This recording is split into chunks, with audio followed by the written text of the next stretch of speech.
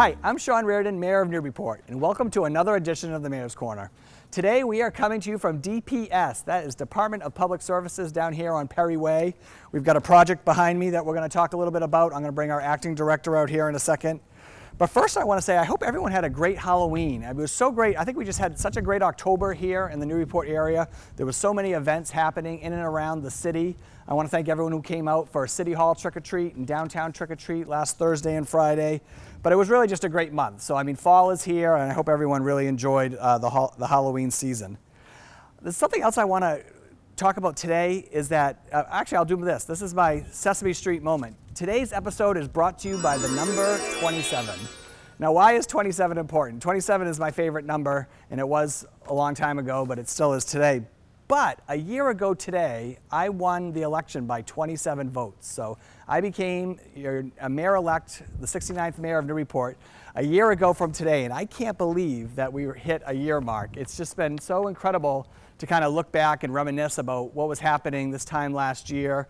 I put an incredible amount of energy and effort into my election last year and the campaign, and here we are, a whole year later, and I'm in the job I love, and I get to do the things I've always wanted to do and help out my city and my hometown each and every day. So I just want to thank everyone again for supporting me. I'm very humbled to still be in this position. I want to thank my family, particularly my wife, who kind of led the charge of my campaign, particularly those last few weeks.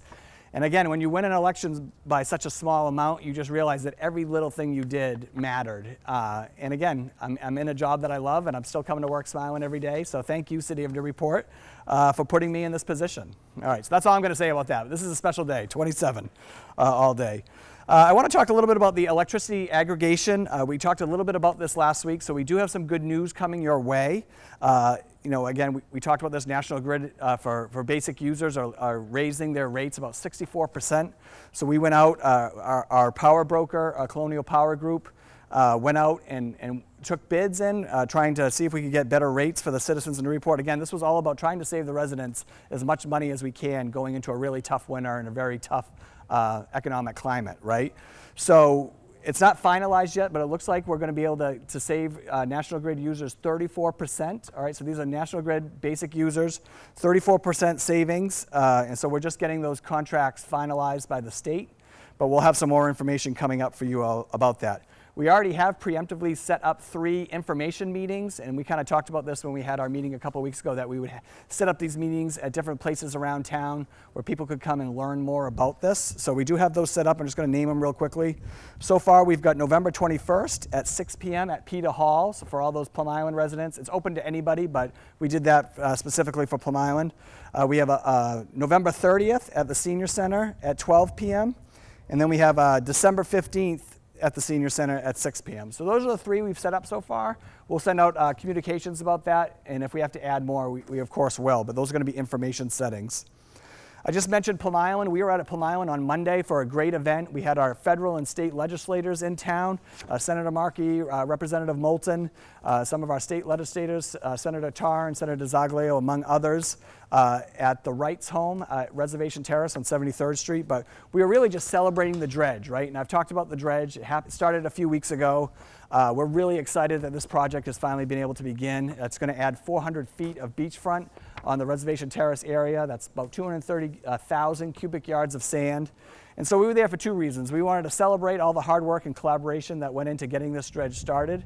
But then we also wanted to really highlight that the next piece of that is fixing the jetty, right? We have to get that study done with the Army Corps of Engineers, come up with a solution to how we fix that jetty, whether it be putting a spur on it, changing the flow of water in and out of there, and trying to stop the erosion, because if we don't, all that sand that we're putting on there right now is just going to go away. So that was a great day out in Plum Island. Again, thank you to the Wrights for hosting us out there on Reservation Terrace.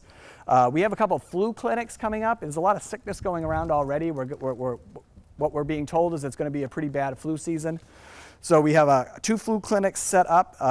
So November 10th at the Senior Center from 1 to 4 is the next one set up. And then November 22nd at City Hall from 8 to 11 a.m. This is going to be a flu clinic and a COVID booster clinic. So write that down. I'm going to go for both that day. I'm going to double dip in my shots, but I've already got that marked down for November 22nd. I want to talk about just a few new hires we've had in the city. So again, dealing with personnel and working through and trying to bring great, qualified, energetic people into City Hall. We've had some great new hires. We've had Renee Ward. She was hired as the financial purchasing analyst in our finance department. She started a few weeks ago. We're happy to have her on board. Ann Freeman is our new outreach specialist at the Council of Aging. She started on Monday, and she has jumped right in head first and is really doing some great work already. And then on November 14th, we're going to have Doreen Gardner be the new accounting clerk in the treasurer's office. And finally, after months and months and months, actually almost since exactly when I took office, just a couple days later, we have been without an IT director, and so we have hired James Pope. He actually came to our department head meeting today, and God, he already has a million ideas, and he is going to be able to really hit the ground running. He comes with a lot of experience. He came really highly recommended, and we're so lucky to have him on board. So he starts on November 14th. So welcome, James, and God, we're excited for all the things he's going to do. Another thing I wanted to mention, we have our joint City Council School Committee meeting coming up on Tuesday, November 15th at the Senior Center, starting at 6:30. This is the meeting we do every year. It's through the charter we do this. It's this required meeting, and it just kind of gets us ready for budget season, okay? So it kind of gets both these big entities together. We talk about where we are financially in the city. We talk about what we think revenue projections are going to be and expenditures, and then we just talk about what the budget is going to look like, we think, for next year. So this is FY24. Last night was a big night. I finally brought my Newburyport Youth Services plan to City Council. Now this is going to be a long process, but we had an opening presentation last night, so I just want to give kudos to my senior project manager, Kim Turner, on putting together a great presentation. Andy Egmont joined her. Ethan Manning, our finance director, joined her. And we also had the architects involved, EGA architects, part of the presentation. And it was just the opening presentation, right? So we had submitted a bond order. We put together 3 plans. We're going with option B, at least that's what we'd like to do. And so now it will get sent to committee. I believe it's being sent to Budget and Finance, and they'll look at that at a committee of a whole. So all this information is online, so if you want to check out the drawings and the renderings and the cost estimates, it's all online for you to check out. These meetings will be coming up. It's not this week, but I would say in upcoming weeks you're going to see Budget and Finance meetings around the NYS building project at 59 Low Street. So we are extremely excited about this project. I would say when I took office, I had 2 major priorities. I would say a 1A and a 1B. And 1A was putting together a streets and sidewalks plan. And thanks to the person who's going to be coming up here soon, Jamie Tuccolo, we did that. We were able to pave 23 streets this year. And 1B was this youth services and finding a home for our youth services department here in the city. And we think we've put together a great plan, and we've made the justifications about how we're going to pay for it. And now it's up to the City Council now to answer all the questions and ask all the questions and do their due diligence. But again, we're looking forward to getting this done and getting some consensus around a plan for our NYS. All right, I'm going to take a quick breath because I feel like I just blew through all that pretty quickly. But I am going to bring out DPS Acting Director James Tuccolo. Behind me here is the new salt shed. So Jamie, why don't you come on out? Thank you for having me down here as always. Thank you, sir. Thank you for all your hard work. Appreciate you. Why don't you tell us a little bit about this project? Sure. You oversaw this project. This was part of the capital improvement plan that we got passed this year. And just tell us why this is so important and such a big deal for the city of Newburyport. Absolutely. Thank you very much. So what you're looking at is something that has been overdue for many, many years. The old salt shed was just outdated. It was built in 1988. It was it held 700 ton. To put that in perspective, so we have 8 sanders, salters that go out. They hold 5 ton of salt per, we'll say, per route. It usually takes 2 to 3 per truck, per route, per storm. And that 700 ton, although it sounds like a lot, can get us maybe 1.5 storms. Whereas this beautiful thing you see behind you, the salt shed, is 2,000 ton. This is almost 3 times the amount of salt that's going to be able to be held, give us the capacity that we need. And if we have God forbid, another 2015, we'll be able to treat the roads without having to worry about running out of salt. Yeah, before too, it was just an open. It was open so to the elements. It wasn't enclosed. I mean, I don't know, we probably lost a lot of money on salt because of that, right? Yep, and that's actually a very good point. I would say the first half hour of the operator's day is literally getting on top of the salters and taking off the clumps of salt due to the coagulation of the salt just getting glued together with between snow, rain, freezing rain. This negates all of that. It takes it all away.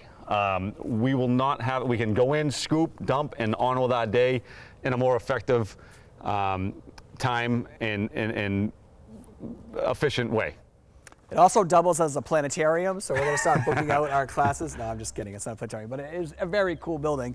And I also just want to point out that they were thinking of me when they put the Clipper ship up on top. So it's a Newburyport Clipper salt shed, which is really great news. So Jamie, just real quick. So I know we did a little tour, and we'll show you some pictures of walking around the facility here down here on Perry Way. But a lot of preparation goes into getting ready for the storm season. Yep. So why don't you give me like a minute or two about that, and then I'll tell them at the end about some of the things we're going to do to get more information out to them about that. Sure, thank you. So basically, the DPS mechanics, they start around November 1st, which was yesterday. They start installing the salters on the back of the vehicles, more the heavy equipment. Everything is loaded, even it's 70 degrees out today, but we are in New England and it is November. We are ready to go. So all of the sanders, barring a couple, have been put on the vehicles. So this is going to be filled next Thursday. The plows all ready to go. The mechanics have done basically the O&M on all of the plows, all of the equipment, and all of the material needed to come into this coming up winter. As far as the plows themselves, they have all been safety checked. We've put new flags on the corners. Those are just basically a guide for the operators. And if an event happens, right now we're ready to go. Yeah, so what we're going to do is, Jamie's put together a great presentation. So what we're aiming for is like towards the end of November, and we'll send this out, and this will be on another Mayor's Corner, but we're going to have a public meeting to talk about and present the snow removal plan. I don't think we've done this, at least not in a while. No, 2019. 2019, so it's been a little while. I think it's just a great way to have everybody on the same page as we approach another storm season. I know, I jumped right into it after Inauguration Day last year, and these guys were so helpful, particularly Jamie, getting me up to speed about all the planning and all the preparations that go into it. So I'm looking forward to this meeting, so just stay tuned. We're going to look for the end of November to do that.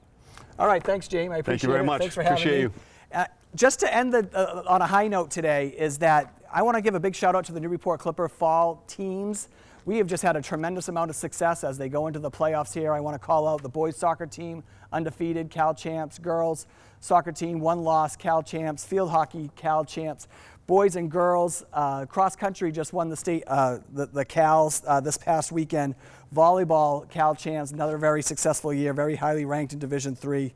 I mean, we just had a really tremendous amount of success this fall. So I want to give hats off to all the athletes and the coaches, and I wish them good luck as the playoffs start here. I think they start this week. So that's our Mayor's Corner. Lots going on, lots of good things going down here at DPS, and I hope everyone has a great weekend, and I will talk to you next time on the Mayor's Corner.